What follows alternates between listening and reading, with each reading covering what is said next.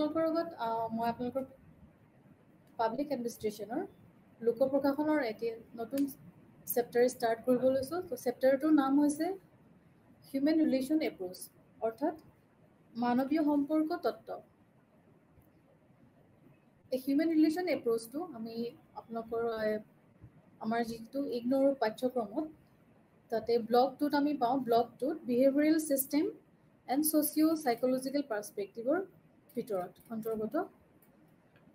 এই human relation approach অৰ্থাৎ মানৱীয় সম্পৰ্কৰ যিটো দৃষ্টিভংগী, এই দৃষ্টিভংগীটো আমাৰ প্ৰশাসনত অতিকৈ গুৰুত্বপূৰ্ণ বিষয়বস্তু। এই মানৱীয় সম্পৰ্ক দৃষ্টিকোণটোৱে জনসাধাৰণ আৰু তেওঁলোকৰ যিটো আশা আকাংক্ষা থাকে তাৰ ওপৰত গুৰুত্ব আৰোপ কৰা হৈছে। এই ক্ষেত্ৰত মানৱীয় সম্পৰ্ক তত্ত্ব যিটো আমাৰ এপ্ৰ'চ আছে, হিউমেন ৰিলেশ্যন এপ্ৰ'চ, সেইটোৱে ইয়াৰ কিছুমান নীতি বা কিছুমান তেওঁলোকৰ ৰুল ৰেগুলেশ্যনৰ ওপৰত গুৰুত্ব দিয়ে, কিন্তু আমাৰ লোক প্ৰশাসনত ইয়াৰ ধাৰণাটো অলপমান পৃথক হয়। মানৱীয় সম্পৰ্ক অৰ্থাৎ হিউমেন ৰিলেশ্যনছ, এই অভিধানটোৱে আইনী মানদণ্ডৰ দ্বাৰা অসম্পৰ্কৰ নৈতিক আৰু মনস্তাত্ত্বিক দিশসমূহৰ লগত জড়িত। মানৱীয় সম্পৰ্ক তত্ত্বৰ মৌলিক অনুমান এই যে এজন ব্যক্তি হিচাপে কৰ্মচাৰী আৰু তেওঁৰ কৰ্মগোটৰ যিটো মনস্তাত্ত্বিক সম্পৰ্ক আৰু সামাজিক দিশত সেই সংগঠনটোৰ প্ৰতি তেওঁলোকে কেনেধৰণৰ গুৰুত্ব আৰোপ কৰিছে তাৰ ওপৰত আলোচনা কৰা হয়। এই দৃষ্টিকোণটোৱে অৰ্থাৎ ইয়াত যিটো আমাৰ ব্যৱস্থাপনা আছে, মেনেজমেণ্ট, এই লোক প্ৰশাসনত ইয়াৰ অন্তঃব্যক্তিক সম্পৰ্কত এক নতুন এটা জাল হিচাপে গণ্য কৰা হৈছে।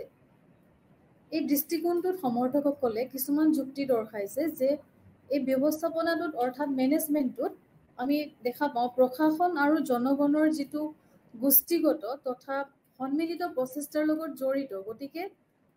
প্ৰতিটো জনগণ যিহেতু আমাৰ প্ৰশাসনৰ লগত ওতঃপ্ৰোতভাৱে জড়িত, গতিকে এই ব্যৱস্থাপনাটো অধ্যয়নৰ এক সামাজিক মনোবৈজ্ঞানিক আমি আখ্যা দিব পাৰোঁ। আৰু সমাজত সকলো শ্ৰেণীৰ লোকে যিহেতু প্ৰশাসনৰ লগতে জড়িত হৈ থাকে, গতিকে তাত কেন্দ্ৰীভূত সকলো ব্যক্তিৰ অনুপ্ৰেৰণা অৰ্থাৎ তেওঁলোকৰ আশা আকাংক্ষাৰ সৈতে বেছি উদ্বিগ্ন হ'ব লাগে।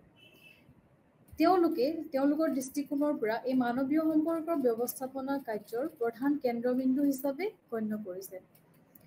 যিহেতু মানৱীয় সম্পৰ্কই প্ৰধান কেন্দ্ৰবিন্দু লোক প্ৰশাসনৰ, তেওঁলোকে ইয়াৰ ব্যাখ্যা বিভিন্ন ধৰণে বিভিন্ন সময়ত আগবঢ়াইছিল। তাৰ ভিতৰতে 1920 চনৰ পৰা 1930 দশকৰ সময়ছোৱাত আমেৰিকাৰ সমাজতত্ত্ববিদ এলটন মেয়ই এই মানৱীয় সম্পৰ্ক তত্ত্বৰ নীতিসমূহ নিৰ্ধাৰণ কৰিছিল। সেইবাবে তেওঁক আমি কি কওঁ, এই মানৱীয় সম্পৰ্ক তত্ত্বৰ পিতৃ বুলি তেওঁক আমি উল্লেখ কৰিছোঁ। এই তত্ত্বটিৰ বাটকটীয়া হিচাপে এলটন মেয়ই সংগঠনটোৰ এই তত্ত্ববিলাকৰ ক্ষেত্ৰত কিছু মানে অভূতপূৰ্ব কিছুমান তাৎপৰ্য আৰু বৰঙণি আগবঢ়াইছিল। তেওঁ কৈছিল যে a challenge to engineering approach motivation অৰ্থাৎ প্ৰেৰণাৰ অভিযান্ত্ৰিক দৃষ্টিভংগীৰ প্ৰতি এক প্ৰত্যাহ্বান জনোৱা। সংগঠনৰ গাঁথনিক অতিক্ৰমিক দৃষ্টিভংগীৰ ওপৰত আক্ৰমণ কৰা। এলটন মেয়ৰ শ্ৰমিকসকলৰ তেওঁলোকৰ যিটো উৎপাদন ক্ষমতা, শ্ৰমিকসকলৰ এটা উৎপাদন ক্ষমতা থাকে, প্ৰতিজন শ্ৰমিকৰে কিছুমানৰ কম কিছুমানৰ বেছি, সেইবিলাকৰ কি কৰে তেওঁ বিশেষভাৱে ভাগে ভাগে তেওঁ মনোনিৱেশ কৰিছিল। আৰু সেই কাৰখানাত তেওঁ কৰ্মৰত যিবিলাক শ্ৰমিক আছিলে, ফেক্টৰীবিলাকত যিবিলাক শ্ৰমিকে কাম কৰে, তেওঁলোকে কেনেধৰণে কাম কৰিছে, কেনেকুৱা পৰিৱেশত কাম কৰিছে, বা তেওঁলোকৰ কিবা অৱসাদ হৈছে নেকি, তেওঁলোকৰ কিবা এক্সিডেণ্ট বা দুৰ্ঘটনা তেওঁলোকৰ সন্মুখীন হ'ব লগা হৈছে নেকি, বা উৎপাদন পৰ্যায়সমূহ যিবিলাক ষ্টেপ আছে, প্ৰডাকশ্যনৰ যিবিলাক তেওঁলোকৰ ষ্টেপ বাই ষ্টেপ কৰ্ম আছে সেইবিলাক, আৰু লগতে সময়ে সময়ে তেওঁলোকে কাম কৰাৰ যিবিলাক পৰিৱেশ ইত্যাদি বিভিন্ন কাৰণসমূহ, তেওঁলোকৰ বোনাছ ছিষ্টেম, দৰমহা ছিষ্টেম, এই গোটেইখিনি তেওঁ গভীৰভাৱে এটা বিশ্লেষণ আগবঢ়াইছিল এই তথ্যটোৰ জৰিয়তে। 1923 চনত ফিলাডেলফিয়াত অৱস্থিত এক বয়নশিল্পৰ উদ্যোগত, যিটোক আমি টেক্সটাইল মিল বুলি কওঁ, প্ৰথমটো গৱেষণামূলক অধ্যয়ন তেওঁ চলাইছিল। অৱশ্যে হাৰ্ভাৰ্ড স্কুলত তেওঁ যোগদান কৰা পৰৱৰ্তী সময়ত সেই গৱেষণাসমূহ তেওঁ প্ৰথমে আৰম্ভ কৰিছিল। কিমান চনত 1923 চনত তেওঁ প্ৰথমবাৰৰ বাবে এটা টেক্সটাইল মিলত তেওঁৰ গৱেষণাটো আৰম্ভ কৰিছিল আৰু তেওঁৰ এই গৱেষণাটোক আমি তেওঁৰ ফাৰ্ষ্ট ইনকুৱাৰী হিচাপে নামাকৰণ কৰা হৈছিল, অৰ্থাৎ তেওঁৰ প্ৰথম গৱেষণাৰ ভাগ হিচাপে তেওঁ নামাকৰণ কৰিছিল। প্ৰথমতে আমি ইয়াৰ উদ্দেশ্যসমূহ আমি ক'লো যে মানৱীয় তত্ত্বৰ কিছুমান উদ্দেশ্য থাকে, তাৰ পিছতে আমি ইয়াৰ কিছুমান অৰ্থ আৰু পৃষ্ঠভূমি আলোচনা কৰিম, তাৰ পাছতে ইয়াৰ পৰিচয়, তাৰ পাছতে ইয়াৰ কিছুমান আগতীয়া পৰীক্ষা, তাৰ পিছতে মানৱ সম্পৰ্কৰ অধ্যয়নৰ যিবিলাক নিয়ম আছে সেইবিলাক আমি আলোচনা কৰিম। তাৰ পিছতে আমি আলোচনা কৰিম early experiment of Elton Mayo. Elton Mayo যিবিলাক তেওঁ আগতীয়াকৈ যিবিলাক গৱেষণা কৰিছিলে সেইখিনিৰ বিষয়ে। তাৰ পিছতে মানৱ সম্পৰ্কৰ অধ্যয়ন, যিটো আমি হিউমেন ৰিলেশ্যন ষ্টাডিজ বুলি আমাৰ পাঠ্যপুথিৰ অন্তৰ্ভুক্ত আছে, তাৰ পিছত সেইটোৰ বিষয়ে অলপমান আলোচনা কৰিম। তাৰ পিছতে আহিলে আমাৰ ছিগনিফিকেঞ্চ অফ হাউথৰ্ন ষ্টাডিজ। হাউথৰ্ন ষ্টাডিজো আমি তাৰ পিছতে আলোচনা কৰিম। তাৰ পিছতে মানৱ সম্পৰ্কৰ পদ্ধতিৰ মূল্যাংকন, an appraisal of human relation approach, তাৰ বিষয়ে আমি আমাৰ পাঠ্যপুথিত যিখিনি অন্তৰ্ভুক্ত আছে তাৰে মেইন আমি টপিকবিলাক আলোচনা কৰিম আজিৰ সেশ্যনত। তাৰ পিছতে আমি মানৱ সম্পৰ্কৰ কিছুমান উপাদান আছে, some elements of human relation approach, যিবিলাকে সদায় প্ৰভাৱ পেলাই আছে, তেনেকুৱা কিছুমান উপাদানৰ বিষয়ে, মুখ্য উপাদানৰ বিষয়ে আমি আলোচনা কৰিম। তাৰ পিছতে মানৱ সম্পৰ্কৰ পদ্ধতিৰ কিছুমান আমি গুৰুত্বপূৰ্ণ মূল্যাংকন কৰিছোঁ, সেই গুৰুত্বপূৰ্ণ মূল্যাংকনৰ বিষয়ে আমি আপোনালোকক অৱগত কৰিম। ছাত্ৰ ছাত্ৰীসকলে আপোনালোকে মন দি শুনিব, এই শেষত আমি কিছুমান উপসংহাৰ ইয়াৰ বিষয়ে উল্লেখ কৰিম। হিউমেন ৰিলেশ্যন এপ্ৰ'চ অৰ্থাৎ মানৱ সম্পৰ্কীয় যিটো তত্ত্ব, এই তত্ত্বটোৰ মূল উদ্দেশ্য হৈছে যন্ত্ৰৰ সলনি মানুহৰ ওপৰত গুৰুত্ব দিয়া। আমি আগতে পাই আছোঁ যিটো আমাৰ চাইণ্টিফিক মেনেজমেণ্ট থিয়ৰী আছে ফ্ৰেডেৰিক উইলছন টাইলৰৰ, তেওঁ বিশেষ গুৰুত্ব দিছিল যন্ত্ৰপাতিৰ ওপৰত এটা টাইম নিৰ্দিষ্ট সময়সীমা তেওঁ বান্ধি দিছিল। কৰ্মচাৰীৰ কিছুমান কাৰ্যক্ষমতাৰ ওপৰতো তেওঁ গুৰুত্ব দিছিল। কৰ্মচাৰীৰ তেওঁ যিখিনি বিশেষ গুণ থাকে সেই গুণৰ ওপৰত নিৰ্বাচিত কৰি তেওঁলোকক দৰমহা দিয়া হ'ব, তেনেকুৱা ধৰণৰ এটা অভিমত আগবঢ়াইছিল। কিন্তু তেওঁৰ পিছৰ পৰ্যায়ত, এই চাইণ্টিফিক মেনেজমেণ্টৰ পিছৰ পৰ্যায়ত নেক্সট পৰ্যায়টো আহিছে আমাৰ হিউমেন ৰিলেশ্যন এপ্ৰ'চ। ফেক্টৰী এটাত, কাৰখানা এটাত কেনেকৈ যন্ত্ৰৰ সলনি মানুহৰ ওপৰত গুৰুত্ব দিয়া হয়, তেতিয়াহে আমাৰ উৎপাদন ক্ষমতা আৰু বেছিকৈ বৃদ্ধি পাব, সেইখিনিৰ ওপৰত অধিক গুৰুত্ব আৰোপ কৰা হৈছে আমাৰ এই হিউমেন ৰিলেশ্যন এপ্ৰ'চটোৰ জৰিয়তে। তাৰপিছতে 1920 চনত কি হৈছিলে, এল্টন মেয়, যাৰ বিষয়ে মই ইতিমধ্যে ক'লোঁ আপোনালোকক, তেওঁক হিউমেন ৰিলেশ্যনৰ এপ্ৰ'চৰ ফাদাৰ বুলি কোৱা হয়। 1920 চনত টেইলৰৰ যি প্ৰতিক্ৰিয়া উদ্ভৱ হৈছিল সেইটো হৈছে বৈজ্ঞানিক ব্যৱস্থাপনাৰ পাছৰ প্ৰতিক্ৰিয়া। মই যিটো ক'লোঁ আপোনালোকক চাইণ্টিফিক মেনেজমেণ্ট এপ্ৰ'চ, এই চাইণ্টিফিক মেনেজমেণ্টৰ নেক্সট পৰ্যায়টো হ'ল আমাৰ মানৱীয় যিটো সম্পৰ্ক তাৰ তত্ত্বটোৰ বিষয়ে গৱেষণা আৰম্ভ কৰিছিলে। এল্টন মেয়ই তেওঁৰ সংগঠনৰ গাঁথনিৰ যিখিনি গাঁথনি তাৰ সলনি মানৱ সম্পৰ্কৰ ওপৰত বিশেষকৈ গুৰুত্ব দিছিলে, কাৰণ শ্ৰমিকসকলৰ আগত মুখ্য সমস্যাবোৰ আছিল কম মজুৰি পোৱা। তেওঁলোকে যিটো তেওঁলোকৰ বিচাৰিছিলে যে কিছুমান কৰ্মৰ কিছুমান প্ৰাপ্ত মজুৰি থাকে, সেই মজুৰি তেওঁলোকে নাপায়, সময়মতে তেওঁলোকে নাপায়, কেতিয়াবা দেৰি হৈ যায় বা তেওঁলোকৰ সেই কাম কৰাৰ যিটো উৎসাহ, সেই উৎসাহ নাথাকে। অধিক সময় কাম কৰা, তাৰপিছত অস্বাস্থ্যকৰ পৰিৱেশত কাম কৰা, আৰু কেতিয়াবা দেখা যায় শ্ৰমিকসকল শোষিত হৈ থাকে, তেওঁলোকক শোষণ কৰা হয়, উচ্চ পৰ্যায়ৰ তেওঁলোকক শোষণ কৰে। তো মেনেজাৰ পক্ষই কি কৰে, মেনেজমেণ্টে শ্ৰমৰ যিটো মানসিকতা তাৰ প্ৰয়োজনীয়তা আৰু কামৰ সামাজিক দিশবোৰ উপেক্ষা কৰি আছিল, আৰু এই সকলোবোৰ কাৰকে শ্ৰমিকসকলে তেওঁলোকৰ কামৰ প্ৰতি যিটো এটা উদাসীন ভাৱ আনি দিছিলে। তো সময়ে সময়ে কি কৰে যে তেওঁলোকে যিহেতু নিজেই অনুভৱ কৰি আছে যে আমি শোষিত হৈ আছোঁ, আমাক শোষণ কৰি আছে, আমাক প্ৰাপ্ত মজুৰি দিয়া নাই, চ' তেওঁলোকে সেইটো মেনেজমেণ্ট পক্ষেও সেইটো লাহে লাহে বুজি পাইছিল আৰু শ্ৰমিকসকলেও কি হৈছিল তেওঁলোকৰ উদাসীনতাটো সকলোৱে দেখি পাইছিলে যে তেওঁলোকে নিজৰ কামৰ প্ৰতি উদাস হৈ গৈছে আৰু কি হৈছে আমাৰ প্ৰডাকশ্যনৰ যিটো আমাৰ লিমিট আছে সেইটো কেতিয়াও আমাৰ পৰিপূৰ্ণ হোৱা নাই আমাৰ প্ৰডাকশ্যনটো ধীৰে ধীৰে আমাৰ মন্থৰ গতি হৈছে এই মানৱ সম্পৰ্কই কি সংগঠনটোক প্ৰভাৱিত কৰে সেয়ে য'ত ব্যক্তিসকলে গোটৰ ভিতৰতে কেনেদৰে আদান প্ৰদান কৰে এটা গোট হিচাপে এটা কাৰখানাত এটা সংগঠনত ব্যক্তি হিচাপে এটা এক গোট হৈ যেতিয়া কাম কৰে তেতিয়াহে বস্তুটোৰ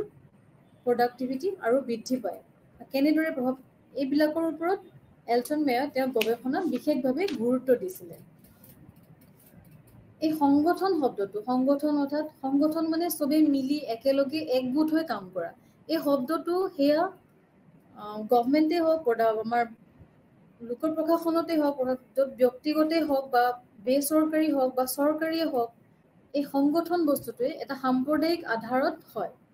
ইয়াৰ অৰ্থটো আমি বেলেগ বেলেগ ধৰণে পাওঁ কিন্তু এই সংগঠন মানে সকলোৱে লগ হৈ একেলগে মিলিজুলি কাম কৰা এই সংগঠন মূলতঃ বিভিন্ন স্তৰত কাম কৰা লোকসকলৰ সৈতে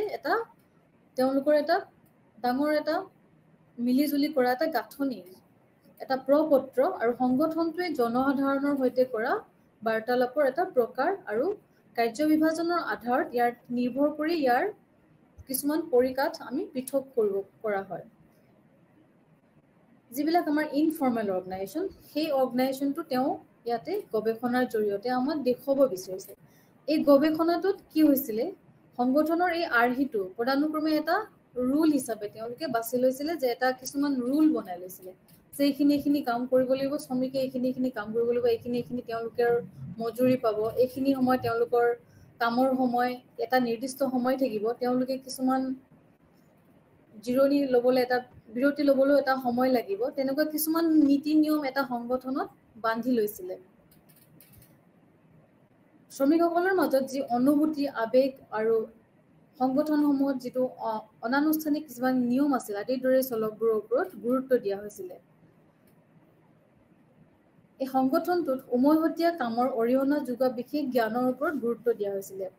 সংগঠনটোত কি হৈছিলে শ্ৰমিকবিলাকৰ বা যোনে কাম কৰিছিলে সেই কৰ্মকৰ্তাবিলাকৰ তেওঁলোকৰ যিবিলাক ইমোশ্যন থাকে আবেগ অনুভূতি সেইবিলাকৰ ওপৰত অধিক গুৰুত্ব দিয়া হৈছিলে সংগঠনত কি হৈছিলে কিছুমান পদানুক্ৰমিক গাঁথনি থাকে য'ত যৌক্তিক আৰু প্ৰণালীবদ্ধভাৱে কাম কৰা সংগঠনবোৰৰ বাবে আৰু পূৰ্বে নিৰ্ধাৰিত কিছুমান নীতিৰ ওপৰত সংহতি নিৰ্ধাৰণ কৰা হয় এই তত্ত্বটোত গৱেষণাটোত মুখ্য গুৰুত্ব হৈছে ইয়াৰ কিছুমান গাঁথনি আৰু আনুষ্ঠানিক কিছুমান সংগঠনৰ ওপৰত কিন্তু আমাৰ যিটো ইনফৰ্মেল অৰ্গেনাইজেশ্যনৰ বিষয়ে আমি যদি ক'বলৈ যাওঁ 1920 চনৰ পাছৰ দশকত কি হৈছিলে এটা তেওঁলোকৰ শ্ৰমিকসকলৰ কাৰখানাবিলাকত সংগঠনবিলাকত এটা হতাশাৰ সৃষ্টি হৈছিলে যে সেই দশকটো 1920 চনৰ যিটো দশক সেই দশকত এটা হতাশাৰ সৃষ্টি হৈছিলে তেওঁলোকে কৰ্মক্ষেত্ৰত এটা উদাসীন মনোভাৱ আহিছিলে শ্ৰমিকসকলৰ মনত আৰু সামাজিক কাৰক আৰু এটা সংগঠনৰ ভিতৰত কৰ্মচাৰীসকলৰ আচৰণৰ ওপৰত তেওঁলোকৰ বিশেষভাৱে প্ৰভাৱ পৰিছিলে আৰু সেই বস্তুখিনিৰ ওপৰতে আমাৰ এলটন মেয়ৰে তেওঁৰ গৱেষণাত বিশেষভাৱে গুৰুত্ব আৰোপ দিয়া হৈছে যে শ্ৰমিকসকল কিয় হতাশাত ভুগিছে কিয় তেওঁলোকৰ কৰ্মক্ষেত্ৰত ইমান পৰিৱৰ্তন আহিছে কিয় সংগঠনৰ ব্যক্তিসকলৰ মাজত আচৰণৰ ওপৰত ইমান পৰিৱৰ্তন আহিছে যে তেওঁলোকৰ প্ৰডাকশ্যন যিটো ছিষ্টেম তাত বিস্তৰ ক্ষতি সাধন হৈছে সেই বিষয়ে তেওঁ গৱেষণাত বিস্তৰভাৱে আলোচনা কৰিছে এই মানৱ সম্পৰ্কীয় দৃষ্টিভংগী কি হৈছে এই সংগঠনটোৱে মানৱীয় দিশ আবেগ অনুভূতি আৰু ব্যক্তিগত অনুপ্ৰেৰণা আৰু আনুষ্ঠানিক নিয়মৰ ওপৰত গুৰুত্ব দিছে এইটোৱে কিছুমান সত্যতা কঢ়িয়াই আনিছে যে কৰ্মস্থানত শাৰীৰিক বা যান্ত্ৰিক যিবিলাক চলক আছে তাৰ উৎপাদনশীলতা যোগোৱা কোনো যোগ্যতা নাই ই বিবেচনা কৰিছিলে যে সংগঠনটোৰ প্ৰাধান্য প্ৰকৃতিমান গোট যোগাযোগ আৰু নেতৃত্বৰ দ্বাৰা ইয়াৰ দিব লাগিব সংগঠনটোত কিছুমান তেওঁলোকৰ কিছুমান ফ্ৰুটটো দেখিছিলে যে অকল তেওঁলোকে শ্ৰমিকসকলে তেওঁলোকৰ আবেগ অনুভূতি লৈ কৰিলে নহ'ব উৎপাদন ক্ষমতাৰ ওপৰতো গুৰুত্ব দিব লাগিব সেইবাবে এলটন মেয়ৰে তেওঁৰ এক্সপেৰিমেণ্টত বহুত ধৰণৰ ৰিচাৰ্চ কৰিছিলে আৰু সেই ৰিচাৰ্চত বহুত ধৰণৰ তেওঁ ফাইণ্ডিংছ পাইছিলে তাৰে কিছুমান আমি পইণ্ট আপোনালোকক আগবঢ়াইছোঁ ছাত্ৰ ছাত্ৰীসকলে এই পইণ্টবিলাক আপোনালোকৰ পাঠ্যপুথিত অলপ বিস্তৃতভাৱে দিয়া আছে মই চমুকে ক'বলৈ আগবাঢ়িছোঁ তো প্ৰথমটো হৈছে early experiment of Mayo and his research findings তাতে প্ৰথমে আমি কি গম পাওঁ যে এলটন মেয়য়ে এই সংগঠনটোৰ প্ৰতি মানৱ সম্পৰ্কৰ দৃষ্টিভংগী এক অন্যতম পথ প্ৰদৰ্শক হিচাপে বৰ্ণনা কৰিছিল যে নিয়োগকৰ্তা আৰু কৰ্মচাৰী নিয়োগকৰ্তা আৰু কৰ্মচাৰীৰ মাজত সম্পৰ্ক কি হয় তেওঁলোকৰ মাজত এটা মানৱীয় সম্পৰ্ক থাকিব লাগিব য'ত কৰ্মচাৰী আৰু কৰ্মচাৰীক উৎপাদনৰ কাৰক হিচাপে সলনি সন্মান কৰা আৰু আত্মসন্মানৰ সৈতে ব্যক্তি হিচাপে গণ্য কৰা তো ইয়াত কৰ্মচাৰী নিয়োগকৰ্তা সকলোৰে এটা আত্মসন্মান আছে আমি সকলোৱে জানো সকলোৰে এটা আত্মসন্মান থাকে আৰু তেওঁলোকক সমান মৰ্যাদা দিব লাগে আৰু ইয়াত এলটন মেয়ৰ তেওঁৰ অধ্যয়নত এইটো বিশেষভাৱে গুৰুত্ব দিছে তেওঁ মানৱ সম্পদ আৰু তেওঁলোকৰ আচৰণ আৰু কল্যাণ আৰু প্ৰয়োজনীয়তা আৰু সন্তুষ্টিৰ যিটো আদান প্ৰদান হয় সেই আদান প্ৰদান আৰু সহযোগিতাৰ ওপৰত এটা প্ৰাইমেৰী ইম্পৰ্টেঞ্চ দিছিলে এটা প্ৰধান গুৰুত্ব মানৱ সম্পদৰ যিটো আমাৰ আচৰণ আৰু কল্যাণ ক্ষেত্ৰ প্ৰয়োজনীয়তা সন্তুষ্টি তেওঁলোকৰ ছেটিছফেকশ্যন হ'ব লাগিব কৰ্মৰ প্ৰতি আদান প্ৰদান আৰু সহযোগিতা যিটো আমি কওঁ কোঅপাৰেশ্যনছ ওপৰত এটা প্ৰাথমিক গুৰুত্ব দিয়া হৈছিলে আৰু ঔদ্যোগিক সংগঠনত মনোসামাজিক যিটো প্ৰণালী যিটো ছ'চিঅ' চাইক'লজিকেল যিটো আমাৰ এপ্ৰ'চ সেই প্ৰণালীটো আমি এটা ইতিবাচক দিশ হিচাপে আমি ইয়াত ল'ব পাৰিছোঁ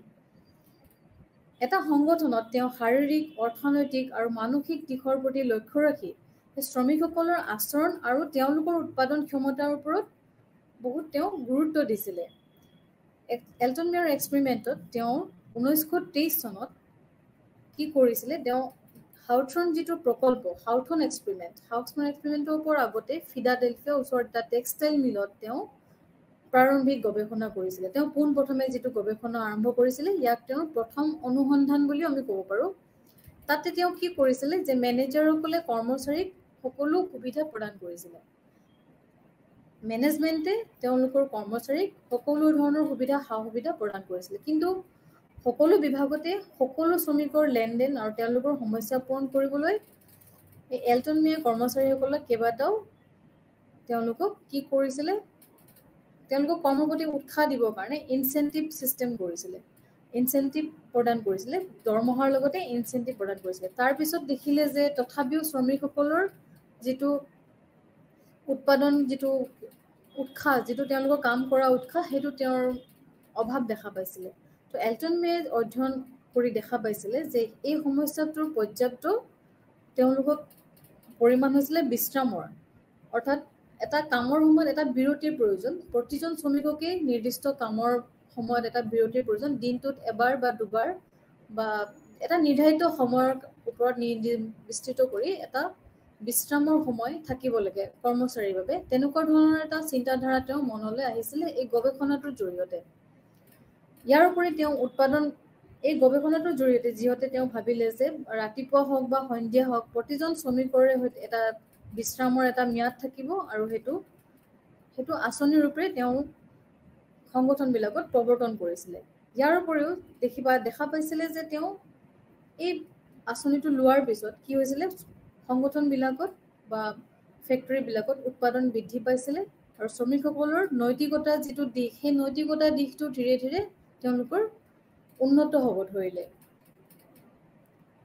এইফালৰ পৰা উৎসাহিত হৈ তেওঁ মেয়ক ক'ব ধৰিলে যে এনে আঁচনিৰ অধীনত তেওঁ আৰু এটা আঁচনি দিব বিচাৰিছিলে সেইটো হৈছে বোনাছ ছিষ্টেম তো শ্ৰমিকসকলক তেওঁলোকক জিৰণি দিয়াৰ উপৰিও তেওঁলোকক বেছি কৰ্ম যদি কোনোবাই ভাল প্ৰতিভা দেখুৱাইছে তেওঁক বোনাছ দিয়া হ'ব সেই বোনাছৰ জৰিয়তে তেওঁ এই আমাৰ গৱেষণাটোত বিভিন্ন ধৰণৰ পৰামৰ্শ আগবঢ়াইছিল এজন শ্ৰমিকে কেনেকৈ বোনাছৰ জৰিয়তে তেওঁ উৎসাহ আনিব পাৰে নিজৰ কৰ্ম অভিজ্ঞতাটো আৰু বৃদ্ধি কৰিব পাৰে তাৰ ওপৰত তেওঁ গুৰুত্ব দিছিল যদি শ্ৰমিকে অধিক উৎপাদন কৰে তেওঁলোকে তেওঁলোকৰ অতিৰিক্ত উৎপাদনৰ সমানুপাতিক বোনাছ তেওঁলোকক দিয়া হ'ব তেনেকুৱা ধৰণৰ এটা মতবাদ তেওঁ ইয়াৰ জৰিয়তে এই গৱেষণাৰ জৰিয়তে আমাৰ যিখিনি সংগঠন বা যিখিনি আমাৰ কাৰখানা তাত এইটো তেওঁ উল্লেখ কৰিছিলে তো প্ৰথম পৰীক্ষাত মেয়ৰে দেখিছিলে যে মনোযোগৰ যিটো তেওঁ প্ৰথম মনোযোগ দিছিলে যে বিশ্ৰামৰ সময় কামৰ স্থিতি দুৰ্ঘটনা আৰু উৎপাদনৰ স্তৰ কেন্দ্ৰীভূত। এই গোটেইখিনি বস্তু তেওঁ চালি জাৰি দেখিলে যে ফেক্টৰী এটাত কাৰখানা এটাত যিদৰে শ্ৰমিকসকলে কাম কৰে তেওঁলোকক নিৰ্দিষ্ট বোনাছ আৰু জিৰণি সময় যদি আমি আগবঢ়াওঁ তেওঁলোকৰ উৎপাদন ক্ষমতা আৰু নৈতিকতাৰো উৎপাদন ক্ষমতাও বাঢ়িব সংগঠনটোত আৰু নৈতিকতাও তেওঁলোকৰ বহুত ধৰণৰ উন্নতি হ'ব। তাৰপিছতে আমি আগবাঢ়িছোঁ হিউমেন ৰিলেশ্যন ষ্টাডিজৰ ওপৰত। এই হিউমেন ৰিলেশ্যন ষ্টাডিজটো প্ৰথম পৰীক্ষা গৱেষক 3টা বিভাগত বিভক্ত কৰা হৈছে। আলোকসজ্জা স্তৰৰ বৃদ্ধি বা হ্ৰাস পোৱা বা নিৰ্বিশেষে উৎপাদনশীলতা বৃদ্ধি পাইছিলে। তাৰপিছতে কি হৈছিলে 2টা গঠনৰ ওপৰত তেওঁলোকৰ পৰীক্ষামূলক আৰম্ভ হৈছিলে, যেনে নিয়ন্ত্ৰণে আলোকসজ্জাৰ সৈতে কাম কৰিছিল আৰু বিভিন্ন স্তৰত তেওঁলোকে বিভিন্ন ধৰণৰ কাৰ্যবিলাক আৰম্ভ কৰিছিলে। এই পৰীক্ষামূলক গোটটো বৰ্ধিত ৰূপৰ স্তৰত শৃংখলাৰ অধীনত আছিল আৰু দুয়োটা গোটতে বেলেগ বেলেগ ধৰণৰ আলোকসজ্জাৰ স্তৰ তাৰতম্য তেওঁলোকে উৎপাদনশীলতাৰ বৃদ্ধি দেখুৱাইছিলে। এই বৰ্ধিত মজুৰি পৰিশোধ, বিশ্ৰামৰ ম্যাদ, কামৰ সময় আদিৰ ৰূপত গৱেষকসকলে আলোকসজ্জাৰ পৰীক্ষাবোৰ ক্ৰমান্বয়ে পৰিত্যাগ কৰিছিল আৰু এইবোৰে উৎপাদনো বৃদ্ধি কৰিছিল। এইবোৰে কি হৈছিলে মই যিহেতু আপোনালোকৰ শ্ৰমিকসকলক তেওঁলোকৰ নিৰ্দিষ্ট যদি আমি বিশ্ৰামৰ সময় দিওঁ, তেওঁলোকক বোনাছ দিওঁ, তেওঁলোকক কৰ্মৰ যিখিনি এক্সট্ৰা যদি কোনোবাই এফিচিয়েঞ্চি দেখুৱাইছে নিজৰ কৰ্মৰ প্ৰতি তেওঁক এক্সট্ৰা বোনাছ দিয়া হৈছিলে। এনেকুৱা ধৰণৰ কিছুমান ষ্টেপ লোৱাৰ পাছত আঁচনি লোৱাৰ পাছত দেখা পাইছিলে যে উৎপাদন ক্ষমতাও বৃদ্ধি পাইছিলে। পিছত এই বিশেষাধিবোৰ প্ৰত্যাহাৰ কৰা হৈছিল আৰু প্ৰাৰম্ভিক চৰ্তবোৰ পুনৰুদ্ধাৰ কৰা হৈছিল। ইয়াৰ ফলত আৰম্ভণিতে উৎপাদনৰ স্তৰ হ্ৰাস পাইছিল, কিন্তু পাছলৈ উচ্চ স্তৰলৈ বৃদ্ধি হৈছিল আৰু এই গৱেষক দলটোক আচৰিত কৰিছিলে। প্ৰথম উৎপাদনখিনি সিমান বাঢ়া নাছিলে, কিন্তু পিছত যেতিয়া ইয়াৰ বৃদ্ধি হ'বলৈ ধৰিলে তেতিয়া গৱেষকসকলে ইয়াক ফলপ্ৰসূ হিচাপে আগবঢ়াইছিল আমাৰ প্ৰশাসনতো। এই আলোকসজ্জাৰ স্তৰ যিটো উদগনিমূলক আঁচনি আৰু উৎপাদনশীলতাৰ যিটো স্তৰ তাক কোনো নিৰ্ণায়ক সম্পৰ্ক স্থাপন কৰিব নোৱাৰি। আৰু ইয়াতে উপনীত হৈছিল যে গৱেষকসকলে এইখিনিলৈকে উপনীত হৈছিল যে উৎপাদনশীলতাৰ যিটো তেওঁলোকৰ বৃদ্ধি হৈছিল সেই বৃদ্ধি শ্ৰমিকসকলৰ ওপৰত গৱেষণাৰ দলৰ দ্বাৰা দেখুওৱা আগ্ৰহ আৰু উদগনিমূলক মজুৰি পৰিকল্পনা ৰখাৰ বাবে হ'ব পাৰে। তাৰপিছতে এই উৎপাদনশীলতাৰ ওপৰত অন্যান্য কিছুমান চলকৰ প্ৰভাৱ পৰীক্ষা কৰিবলৈ কিছুমান আন পৰীক্ষা কৰা হৈছিল। কিছুমান জ্যেষ্ঠ ব্যক্তিকো লোৱা হৈছিল, কিছুমান মহিলাকো লোৱা হৈছিল। তেওঁলোকক বেলেগ বেলেগ ধৰণৰ তেওঁলোকক কাম কৰিব দিয়া হৈছিল আৰু বাছনি কৰি কাম কৰিব দিয়া হৈছিল আৰু তেওঁলোকক বেলেগ বেলেগ ধৰণে পৰীক্ষাৰ গোটত যোগদান কৰিবলৈ বাছনি কৰি লোৱা হৈছিল। তো দুয়োটা গোটেই 5 বছৰৰ সময়ছোৱাত যিটো টেলিফোন ৰিলে একত্ৰিত কৰি পৃথক কৰিছিল তাৰ ওপৰত গুৰুত্ব দিছিলে। সেইখিনি সময়ত ইয়াত কেইবাটাও সৰু সৰু টেলিফোন অংশ একেলগে ৰখাটো জড়িত আছিলে।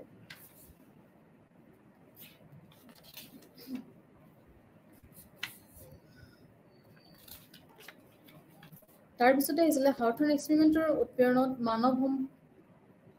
মানৱ সম্পৰ্কৰ যিখিনি পদ্ধতি তাৰ আচৰণৰ আৱেগিক দিশবোৰৰ ওপৰত গুৰুত্ব আৰোপ কৰিছিল আৰু গৱেষণাই কৰ্মক্ষেত্ৰত ব্যক্তিসকলৰ আচৰণৰ ওপৰত বহুতবোৰ প্ৰভাৱ দেখাইছিল। শ্ৰমিকসকলে তেওঁলোকৰ কামৰ কিছুমান চৰ্ত নিৰ্ধাৰণ কৰিবলৈ অধিক স্বাধীনতা দিয়াৰ বাবে চাকৰিৰ সন্তুষ্টি বৃদ্ধি পাইছিল।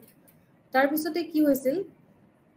তীব্ৰ বাৰ্তালাপ আৰু সহযোগিতা যিহেতু তেওঁলোকৰ মাজত বৃদ্ধি পাইছিল, এই স্তৰৰ সংহতি তেওঁলোকৰ মাজত অধিক পৰিমাণে এটা ইউনিটিৰ সৃষ্টি হৈছিলে। হাউথৰ্ন এক্সপেৰিমেণ্টৰ পৰীক্ষা আটাইতকৈ গুৰুত্বপূৰ্ণ আৱিষ্কাৰ হৈছিল শ্ৰমিকসকলৰ মাজত সহকৰ্মীসকলৰ সৈতে সহযোগিতা আৰু যোগাযোগ কৰাৰ শক্তিশালী প্ৰয়োজনীয়তা। শ্ৰমিকসকল আৰু ইয়াৰ সহযোগিতাসকল শ্ৰমিকসকল আৰু তেওঁলোকৰ মেনেজমেণ্টৰ লগত এটা শক্তিশালী যোগাযোগ ব্যৱস্থা প্ৰদান কৰাটো এই হাউথৰ্ন এক্সপেৰিমেণ্টৰ এটা গুৰুত্বপূৰ্ণ বিষয় আছিলে। কৰ্মক্ষেত্ৰত গঠন হোৱা আনুষ্ঠানিক গোটবোৰ এটা গোটৰ শ্ৰমিকৰ আচৰণ আৰু ইয়াৰ শক্তিশালী প্ৰভাৱ পেলাইছিল। উৎপাদনশীলতা যথেষ্ট পৰিমাণে শাৰীৰিক কাম পৰিস্থিতিৰ সলনি সামাজিক আৰু মানসিক কাৰকৰ দ্বাৰা প্ৰভাৱিত হৈছিল।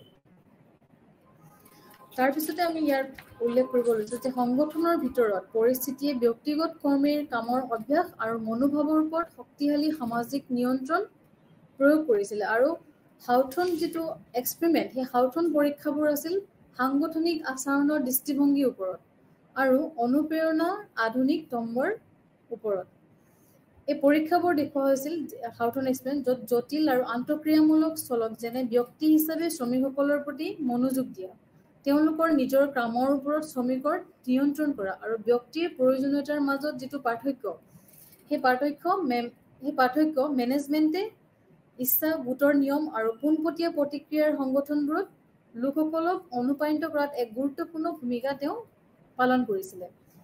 এলটন মে এই সিদ্ধান্তত উপনীত হৈছিল যে কৰ্মক্ষেত্ৰত যিহেতু শ্ৰমিকসকলে ব্যৱস্থাপনাৰ মেনেজমেণ্টৰ বিৰোধী হয় কেতিয়াবা এই সম্পৰ্কত শ্ৰমিকসকলৰ ভুল বুজাবুজিও কেতিয়াবা হ'ব পাৰে আৰু ব্যৱস্থাপনাৰ ওপৰত অবিশ্বাস কৰা আৰু যিখিনি অবিশ্বাস্য উদ্ভৱ হৈছিল যিখিনি অবিশ্বাস তেওঁলোকৰ মাজলৈ আহিছিল মেনেজমেণ্টৰ প্ৰতি তাক প্ৰবন্ধনে সামাজিক সংহতিৰ সলনি কেৱল অৰ্থনৈতিক দক্ষতাৰ প্ৰতি মনোযোগ দি এই পৰিস্থিতিৰ অৰিহণা যোগাইছিল মানৱসম্পদ দৃষ্টিভংগীৰ মূল্যাংকন হাউথন অধ্যয়নৰ জৰিয়তে আটাইতকৈ প্ৰশংসিত ব্যৱস্থাপনা মানৱসম্পদ দৃষ্টিভংগীৰ মূল্যাংকন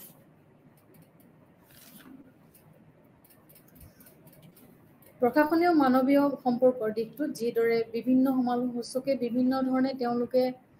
বিভিন্ন দৃষ্টিকোণৰ পৰা সমালোচনা কৰিছিল তো কিছুমানে ইয়াৰ বিষয়ে সমালোচনা কৰিছিল তাৰ আগতে আমি কিছুমান উপাদানসমূহ বিষয়ে আলোচনা কৰিম তো ইয়াত কি হৈছে মানৱীয় সম্পৰ্কৰ দৃষ্টিভংগীত আমি নিৰ্দিষ্ট কেইটামান উপাদান আমি দেখা পাওঁ সেই উপাদানসমূহ বিষয়ে আমি বিশেষ মনোনিৱেশ কৰিব লাগে প্ৰথমটো হৈছে ব্যক্তি অৰ্থাৎ ইণ্ডিভিজুৱেল তাৰপিছত হৈছে কৰ্মগোটৰ সামাজিক দিশ যিটো অনানুষ্ঠানিক সংগঠন যিটোক আমি কওঁ informal organisation social aspect of যিটো ৱৰ্ক গ্ৰুপ সেইখিনি তাৰপিছতে অংশগ্ৰহণমূলক ব্যৱস্থাপনা যাক আমি অংশগ্ৰহণমূলক হিচাপে পাৰ্টিচিপেটিভ মেনেজমেণ্ট বুলি কওঁ সেইটো ব্যৱস্থাপনা এই তিনিটা হৈছে মৌলিক উপাদান য'ত মানৱীয় দৃষ্টিভংগীৰ ওপৰত বিশেষ গুৰুত্ব দিয়া হৈছে প্ৰথমটো ব্যক্তি কৰ্ম তাৰপিছতে ব্যক্তিগোটৰ সামাজিক দিশ তাৰপিছতে অংশগ্ৰহণমূলক ব্যৱস্থাপনা ব্যক্তি অৰ্থাৎ ইণ্ডিভিজুৱেল বুলি ক'লে আমি প্ৰশাসনীয় যিটো মানৱীয় সম্পৰ্কৰ দৃষ্টিভংগী আমাৰ লোক প্ৰশাসনত যিটো মানৱীয় দৃষ্টিভংগী তাত প্ৰতিজন ব্যক্তিয়ে পৰস্পৰৰ পৰা পৃথক ধাৰণাটো গ্ৰহণ কৰাত পোষকতা কৰিছে প্ৰতিজন ব্যক্তিয়ে বেলেগ বেলেগ ধাৰণা গ্ৰহণ কৰে অৱশ্যে এই দৃষ্টিভংগীটোৱে প্ৰতিজন ব্যক্তিকে তেওঁলোকৰ ব্যক্তিগত যিটো গুণ ব্যক্তিগত গুণাৱলী আৰু কামৰ প্ৰতি তেওঁলোকৰ দৃষ্টিভংগী তথা মনোভাৱৰ আধাৰত পৃথকীকৰণ কৰে এই ক্ষেত্ৰত কি দেখা যায় প্ৰতিজন ব্যক্তিয়ে তেওঁলোকৰ জীৱনশৈলীৰ লগত কেতবোৰৰ কাৰিকৰী সামাজিক আৰু যিটো যুক্তিযুক্ত দক্ষতা সেইবিলাক বহন কৰি চলে প্ৰতিজন কৰ্মচাৰীয়ে কৰ্মক্ষেত্ৰক লৈ কিছুমান আশা আকাংক্ষা বা তেওঁলোকৰ কিছুমান এক্সপেক্টেশ্যন থাকে যে তেওঁ কি কাম কৰিছে এনেকৈ কাম কৰিলে তেওঁ কেনেধৰণে মজুৰি পাব প্ৰতিজন কৰ্মীয়ে সংগঠনৰ একোটা অংশগ্ৰহণকাৰী অংশ অৰ্থাৎ বিশেষ বা প্ৰতিজন কৰ্মীকে তেওঁ কৰ্মৰত গোটৰ নিয়োজিত একোজন মানুহ হিচাপে গণ্য কৰিব লাগে ইয়াত কি হৈছে প্ৰতিজন কৰ্মীয়ে সংগঠনৰ এটা অংশ যিহেতু সকলো কৰ্মীয়ে সংগঠনটোৰ এটা অংশ গতিকে সেইবাবে সকলো সদস্যকে সমান চকুৰে চাব লাগে অৰ্থাৎ সকলোকে যিটো ৱৰ্কিং ৰিলেশ্যন তাত এটা মানৱীয় সম্পৰ্ক থকাটো অতিকৈ গুৰুত্বপূৰ্ণ বিষয় ব্যক্তি বিশেষে সকলোৰে সমান সন্মান থাকিব লাগে সকলোৰে সমান সহযোগিতা থাকিব লাগে মেনেজমেণ্টৰ লগত ইয়াক বিশেষভাৱে গুৰুত্ব প্ৰদান কৰা হৈছে তাৰপিছতে আমি ক'ব বিচাৰিছোঁ কৰ্মৰত যিবিলাক গোট আছিলে তাৰ সামাজিক দিশ আনুষ্ঠানিক সংগঠন social aspect of work group এই মানৱীয় সম্পৰ্ক দৃষ্টিভংগীত ইন হিউমেন ৰিলেশ্যন এপ্ৰ'চ য'ত আমি ছ'চিয়েল এছপেক্ট থাকে কিছুমান প্ৰতিজন ব্যক্তিৰে কিছুমান ছ'চিয়েল এছপেক্ট থাকে এই এছপেক্টসমূহৰ ওপৰত বিশেষভাৱে তেওঁ গুৰুত্ব আৰোপ কৰা হৈছে ই মানুহৰ কি হয় দৃঢ় যিবিলাক দিশ থাকে সেই দিশবিলাক দৃষ্টি নিবদ্ধ কৰে এলটন মে তেওঁৰ যিখিনি গৱেষণা সেই গৱেষণাত এটা মত আগবঢ়াইছিল সেই গৱেষণাটোৰ তেওঁৰ মতে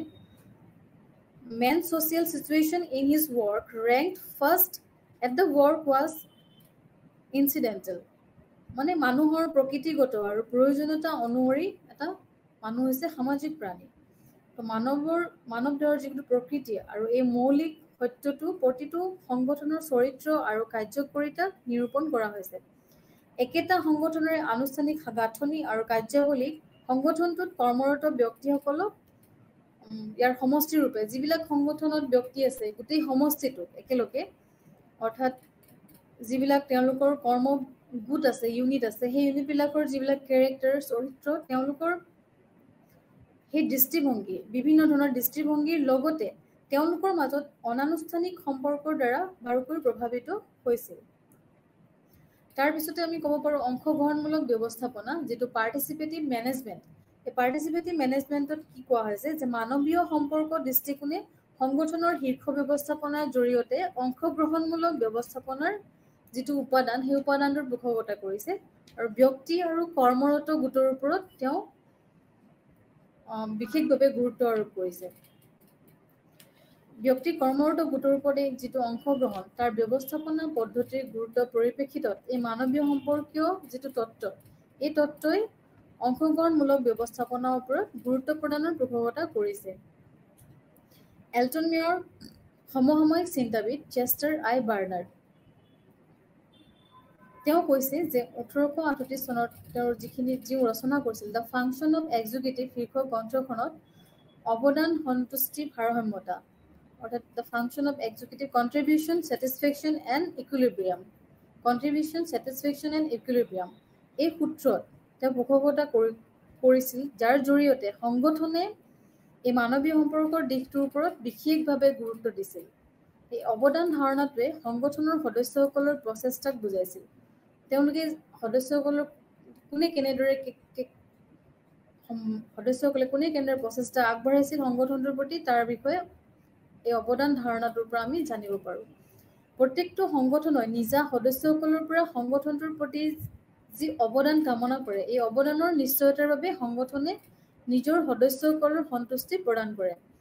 সংগঠনে প্ৰতিটো স্তৰতে সদস্যসকলক কৰা অৱদানসমূহ বৰঙণি লাভৰ আশাৰে সদস্যসকলৰ সন্তুষ্টি প্ৰদানৰ প্ৰয়াস কৰে। এই উপাদানসমূহ সংগঠনৰ দ্বাৰা সম্পাদিত কাম কাজৰ গুণগত পৰিমাণৰ ওপৰত তেওঁলোকে নিৰ্মাণ কৰা হৈছে। তো ইয়াতে কি হৈছে কৰ্মচাৰীসকলৰ সন্তুষ্টিৰ ওপৰত বিশেষভাৱে গুৰুত্ব দিয়া হৈছিলে। তাৰপিছতে আমি ক'ব ধৰিছোঁ মানৱীয় সম্পৰ্কৰ কিছুমান মূল্যাংকন। হাউথন অধ্যয়নৰ যিখিনি আমি যিখিনি পাইছোঁ অধ্যয়ন কৰি তাত কি হৈছিলে তেওঁ আটাইতকৈ প্ৰশংসনীয় ব্যৱস্থাপনা যিটো গৱেষণা যি মানৱ সম্পৰ্কৰ আধাৰত গঠন কৰিছিল। এই হাউথন পৰীক্ষাবোৰৰ পদ্ধতিগত ভিত্তি কিছুমান তেওঁ প্ৰশ্ন ৰচনা কৰিছিল। তাৰপাছত MIT এথনজিয়ে লক্ষ্য কৰিছিল যে মানৱ সম্পৰ্ক তাত্ত্বিকসকলে যিবিলাক শ্ৰমিক আৰু শ্ৰমিকৰ ছুপাৰভাইজাৰৰ মাজত অনানুষ্ঠানিক সম্পৰ্কৰ প্ৰতি অধিক মনোযোগ দিছিল কিন্তু আনুষ্ঠানিক সম্পৰ্কৰ প্ৰতি সামান্য মনোযোগ দিছিল। মানৱ অনুপ্ৰেৰণা হিচাপে বহুমাত্ৰিক মানৱ সম্পৰ্কৰ তাত্ত্বিকসকলে কোৱা হয় যে এই পৰিঘটনাটো সামগ্ৰিকভাৱে অন্বেষণ কৰিব নোৱাৰিছিল। তাৰপিছতে মাৰ্ক্সবাদীসকলে মেয়ৰ পদ্ধতিৰ শ্ৰমিকসকলৰ শোষণ আৰু কৌশল হিচাপে বিবেচনা কৰিছিল আৰু কাৰণ তেওঁলোকৰ সংগঠনৰ অৰ্থনৈতিক কাৰকৰ ওপৰত গুৰুত্ব দিয়া হৈছিল। অধ্যাপক কেৰীয়ে মত প্ৰকাশ কৰিছিল যে সামগ্ৰী আৰু বিশেষকৈ বিত্তীয় পুৰস্কাৰবোৰ শ্ৰমিকৰ মনোবল আৰু আচৰণৰ ওপৰত মুখ্য প্ৰভাৱ পেলাইছিল। তেওঁ বিবেচনা কৰিছিল যে শ্ৰমিকসকল প্ৰদান কৰা ইনচেণ্টিভৰ ফলত উৎপাদন ক্ষমতা বৃদ্ধি পাইছিল। বিশিষ্ট সমাজ বিজ্ঞানিক ডেনিয়েল বেলে তেওঁ কৈছিল যে অন্যান্য উদ্যোগৰ সমাজ বিজ্ঞানিক যিটো মানুহৰ ক্ষমতা আৰু মানৱৰ স্বাধীনতা বঢ়োৱাৰ সলনি পুৰুষসকলক যন্ত্ৰৰ সৈতে মিলুৱাই লোৱাৰ বাবে সমালোচনা কৰিছিল। সমসাময়িক পণ্ডিতসকলে উল্লেখ কৰিছিল যে অৰ্থনৈতিক লাভালাভৰ হয়তো সমসাময়িক কিছুমান আন দিশ থাকিব পাৰে সেই দিশসমূহৰ বিষয়ে আলোচনা তেওঁলোকে কৰা নাছিলে আৰু শ্ৰমিকসকলৰ অধিক অনুপ্ৰাণিত কৰিছিল তাক গুৰুত্ব আৰোপ দিয়া হৈছিলে। অধ্যাপক এলটন মেয়ৰে অধ্যয়ন কৰা শ্ৰমিকসকলৰ মতে উৎপাদন আৰু দৈনিক দৰমহা নিৰ্ধাৰণত গণনা যন্ত্ৰৰ দৰে কাম কৰিছিল। যিটো তেওঁলোকে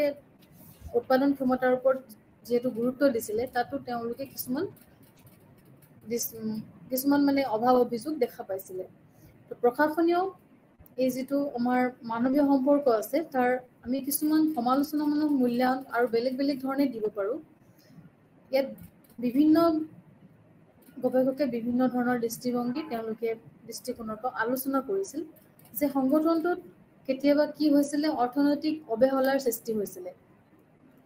কি হৈছিলে মানৱীয় সম্পৰ্কৰ দৃষ্টিভংগীত সংগঠনটোৰ অৰ্থনৈতিক দিশটোক অৱহেলা কৰা আমি দেখা পাইছিলো যে এজন দাৰ্শনিক পিটাৰ এফ ড্ৰাকাৰে এই মানৱীয় সম্পৰ্ক তত্ত্বৰ গঠনৰ ওপৰত অৰ্থনৈতিক পাৰ্থিৱ দিশটোৰ সচেতনতাৰ অভাৱ দেখা পাইছিল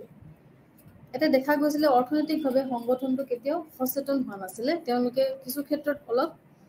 দুৰ্বল হৈ আছিলে The human relation shows a defined lack of awareness of economic and material dimensions of organizations. এই বস্তু তেওঁলোকে সমালোচনা কৰিছিল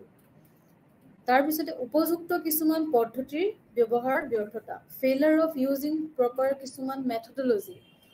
সংগঠনবিলাকত তেওঁলোকে কিছুমান প্ৰপাৰ মেথডলজি ল'বলৈ তেওঁলোকে কেতিয়াবা বিমুখ পৰিস্থিতিৰ সন্মুখীন হৈছিলে আৰু এই মানৱীয় দৃষ্টিভংগীত কি হৈছিলে ইয়াৰ অভিনৱ পোষণ কৰিছিলে যে অধিক অধ্যয়ন পদ্ধতি অনুসৰণ কৰা ব্যৰ্থ হৈছিলে এই যিবিলাক পদ্ধতি উপযুক্ত পদ্ধতি ব্যৱহাৰ কৰিব লাগে উৎপাদন ক্ষমতা তাৰ বিষয়ে তেওঁলোকে বিশেষ ধৰণে একো আলোচনা বা অধ্যয়ন কৰা নাছিলে এলটন মে মানৱীয় দৃষ্টিভংগী পোষকতা কৰি হাৰ্ভাৰ্ড গোটৰ এই গ্ৰহণ প্ৰণালীক আশাপূৰ্ণ বুলি তেওঁ মন্তব্য দিছিলে তাৰ পিছতে আনুষ্ঠানিক বিধি বিধানৰ অৱজ্ঞা যিবিলাক ফৰ্মেল প্ৰচিডিউৰ আছে সেই ফৰ্মেল প্ৰচিডিউৰবিলাকৰ তেওঁলোকৰ কিছুমান ইগনৰেঞ্চ কৰিছিলে যে সমালোচকসকলৰ মতে মানৱীয় সম্পৰ্ক তত্ত্বই সংগঠনটোৰ কাৰ্যদক্ষতা বৃদ্ধি আনুষ্ঠানিক বিধি বা তথা আইনৰ যথাবিহিত কিছুমান সম্বন্ধৰাজিক আওকাণ কৰি কেৱল মাত্ৰ কিছুমান অনৌপচাৰিক সামাজিক কিছুমান সম্বন্ধৰ ওপৰত অধিক গুৰুত্ব আৰোপ কৰি আছিল কিন্তু বাস্তৱ ক্ষেত্ৰত সংগঠনৰ কাৰ্যদক্ষতা বৃদ্ধিৰ বেলিকা এই আনুষ্ঠানিক যিটো সামাজিক সম্বন্ধৰ অপৰিহাৰ্য ভূমিকা আছিলে তাৰ কোনো প্ৰকাৰে মানে তেওঁলোকে অস্বীকাৰ কৰিব পৰা নাছিলে তাৰ পিছতে আহিলে মাৰ্কছৰ কিছুমান ক্ৰিটিক্স কাৰ্ল মাৰ্কছেও কিছুমান সমালোচনা ইয়াৰ বিষয়ে আগবঢ়াইছিলে এই মানৱীয় সম্পৰ্কৰ দৃষ্টিকোণত আমি কাৰ্ল মাৰ্কছৰ যিখিনি সমালোচনা আগবঢ়াইছে তাক থুলমূলকৈ আমি আলোচনা কৰিম তেওঁ কৈছিল যে এই প্ৰচলিত কাৰণত অৱধাৰণাটো কৰ্মচাৰীসকলে পৰিচালকক কি কৰে সকলোৱে শোষণ কৰাৰ যিটো অন্যতম আহিলা বুলি গণ্য কৰে মানে পৰচিকসকলে যি পৰিচালকসকলে কৰ্মচাৰীসকলক যিহেতু শোষণে কৰে সেইটো তেওঁলোকে এটা মানে ৰুল হিচাপে বান্ধি লয় যে আমি পৰিচালনা কৰা মানুহ আমি মেনেজমেণ্ট হয় আমি অলপ ওপৰত থাকিম তেওঁলোকক আমাৰ মৰ্যাদাত কিয় আনিম তেনেকুৱা ধৰণৰ এটা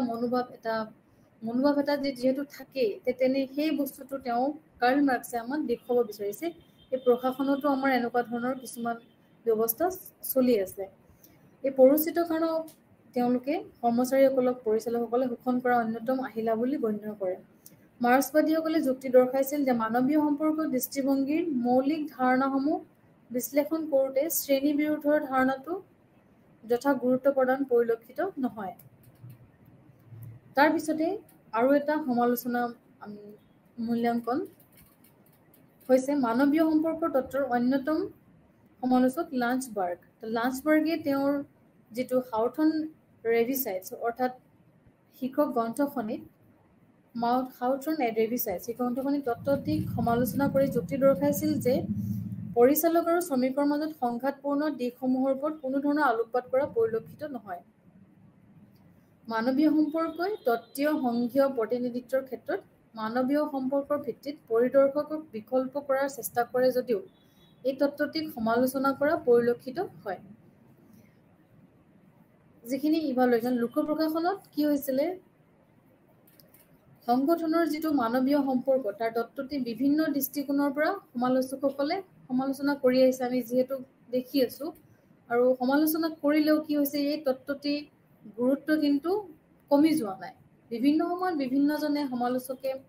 দাৰ্শনিকে ইয়াক বিভিন্ন ধৰণে সমালোচনা কৰি আহিছে যদিও ইয়াৰ গুৰুত্বটো দিনক দিনে আমাৰ বৃদ্ধিহে পাই আহিছে কমি যোৱা নাই এইটো সকলোৱে গ্ৰহণযোগ্য যে মানৱীয় অনৌপচাৰিক দৃষ্টিসমূহৰ উপস্থাপন আৰু গ্ৰহণযোগ্য কৰি তোলাৰ ওপৰত আমাৰ বিশেষ দৃষ্টিকোণ দিয়া হৈছিল, এটা বলিষ্ঠ পদক্ষেপ আৰু সময় সাপেক্ষে এই পদক্ষেপ বিবেচিত হৈছিলে। প্ৰশাসনৰ অধ্যয়নৰ বেলিকা মানৱীয় সম্পৰ্কৰ দৃষ্টিকোণৰ এক সৃজনীশীল আৰু পৰিভাজ্যমীল যিটো দৃষ্টিকোণ সেইটো আমাৰ পৰিলক্ষিত হৈছিলে আমাৰ প্ৰশাসনিক দৃষ্টিভংগীত। প্ৰসংগক্ৰমে উল্লেখ কৰাটো আমাৰ দৰকাৰী হ'ব যে সংগঠনৰ যিটো মানৱীয় অভিমত, যিটো আমাৰ হিউমেন ৰিলেশ্যন এপ্ৰ'চ, তাত একোটা কৰ্মীৰ গোটৰ যিটো উৎপাদনশীলতা প্ৰডাক্টিভিটি তাক নিৰ্ধাৰণ বেলিকা আনুষ্ঠানিক সংগঠনৰ ভূমিকাত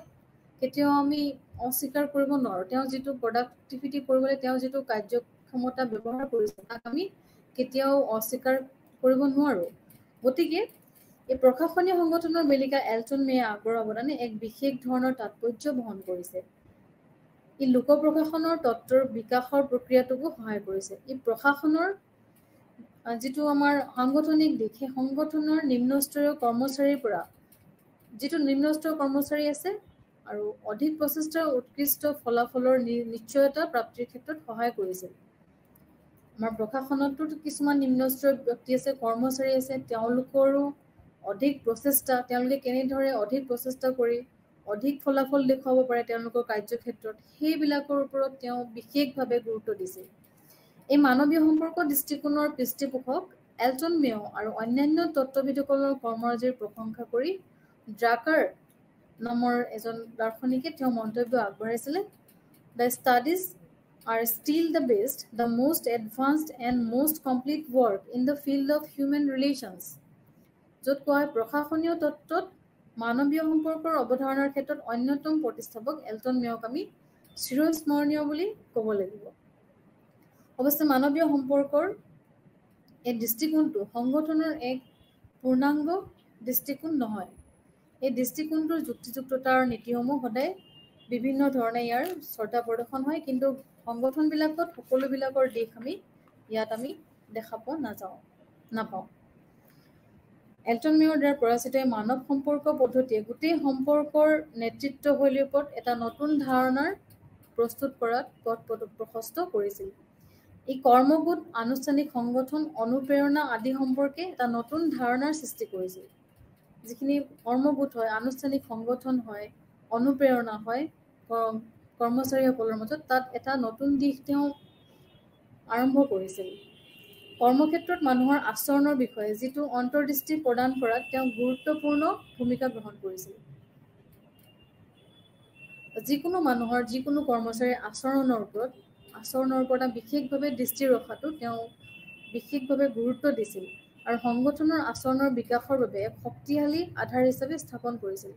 আৰু সেই সংগঠনটোৰ উন্নতিৰ বাবেও সেই মানৱ আচৰণৰ ওপৰত বা যিখিনি কৰ্মচাৰী আছে তেওঁলোকৰ আচৰণৰ ওপৰতো বিশেষ ধৰণে গুৰুত্ব দিয়া হৈছিলে। ফলপ্ৰসূ কি হৈছিলে, একোটা সংগঠনত আনুষ্ঠানিক আৰু অনানুষ্ঠানিক অৰ্থাৎ যান্ত্ৰিক আৰু মানৱীয় উভয়ধৰ্মী দিশে বিদ্যমান আছে যিহেতু, গতিকে এই দুয়োটা দিশ কোনোটোৱে আওকাণ কৰিব নোৱাৰে। মানৱীয় সম্পৰ্কৰ দৃষ্টিকোণত অপৰিহাৰ্য, কিন্তু ইয়াৰ কেতবোৰ এটা সীমাবদ্ধতা আছে। একোটা সংগঠন পৰিকল্পিত আৰু পৰিস্থিতিত হ'লেও তেওঁলোকে কি হয়, সংগঠনটোত মানৱীয় সম্পৰ্ক বিকাশ লাভ কৰে। অৱশ্যে এই ক্ষেত্ৰত সংগঠনৰ যিটো আমাৰ বৈজ্ঞানিক দৃষ্টিভংগী আছিলে, চাইণ্টিফিক মেনেজমেণ্ট এপ্ৰ'চ, য'ত কৰ্মচাৰীৰ আনুষ্ঠানিক কাঠামোৰ গুৰুত্বটো লাহে লাহে আমি কোনো প্ৰকাৰে অস্বীকাৰ কৰিব নোৱাৰোঁ। এই মানৱীয় দৃষ্টিভংগীৰ কিছুমান আমি নীতিও আমি জানিব পাৰোঁ। এই নীতিবিলাকক আমি প্ৰিন্সিপল বুলি কওঁ, principle of human relations approach, অৰ্থাৎ মানৱীয় সম্পৰ্কৰ দৃষ্টিভংগীৰ কিছুমান মৌলিক নীতি, যিবিলাকৰ জৰিয়তে আমাৰ প্ৰশাসনতো বিভিন্ন ধৰণে বহুতো যোগাত্মক আমাৰ ফলাফল আমি দেখিবলৈ পাই আহিছোঁ। তো বৰ্তমানে এই সংগঠন অৰ্থাৎ উৎপাদনৰ মাত্ৰা শাৰীৰিক সামৰ্থ্যৰ দ্বাৰা নহয়, বৰং সামাজিক মান আৰু আদৰ্শৰ জৰিয়তে নিৰ্ধাৰণ হয়। এই নীতিটো আমাৰ প্ৰশাসনতো বিভিন্ন ধৰণে আমি দেখা পোৱা গৈছে। যিটো আমাৰ সংগঠন প্ৰক্ৰিয়া, সেই সংগঠনত আনুষ্ঠানিক নীতি বা আচৰণে শ্ৰমিকৰ সামৰ্থ্যৰ স্পৰ্শ নকৰে। শ্ৰমিকৰ নিজস্ব আদৰ্শ আৰু নীতিৰ জৰিয়তে উৎপাদনশীল ক্ষমতা বৃদ্ধি আৰু কেতিয়াবা কমিও যাব পাৰে তেওঁলোকৰ সেই যিটো নীতি বা আদৰ্শ আছে নিজস্ব কেতিয়াবা প্ৰডাক্টিভিটি বাঢ়িবও পাৰে কেতিয়াবা প্ৰডাক্টিভিটি কমিও যাব পাৰে তাৰপিছতে কি হৈছে উৎপাদন ক্ষমতা সংকুচিত হ'ব পাৰে তাৰপিছতে কি হয় এই মানৱীয় সম্পৰ্ক যিটো দৃষ্টিভংগী তাক আমি নেগলেক্ট কৰিব নোৱাৰোঁ তাক আওকাণ কৰি কোনো সংগঠনে কেৱল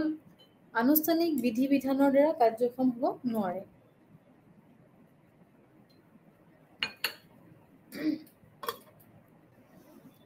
অকল যিটো আনুষ্ঠানিক বিধিবিলাক আছে তাৰ জৰিয়তে সংগঠনটোৱে কেতিয়াও তেওঁ উৎপাদনশীল ক্ষমতা কেতিয়াও বৃদ্ধি কৰিব নোৱাৰে বা তেওঁ কোনো ক্ষেত্ৰতে কাৰ্যক্ষম হ'ব নোৱাৰে এই শ্ৰমিকসকলৰ মাজত গঢ় লৈ উঠা সামাজিক আদৰ্শ আৰু সম্পৰ্কৰাজিৰ সংগঠনে এক বিশেষ অংশ তো প্ৰথম নীতিটো আমাৰ হৈছে এইটো যে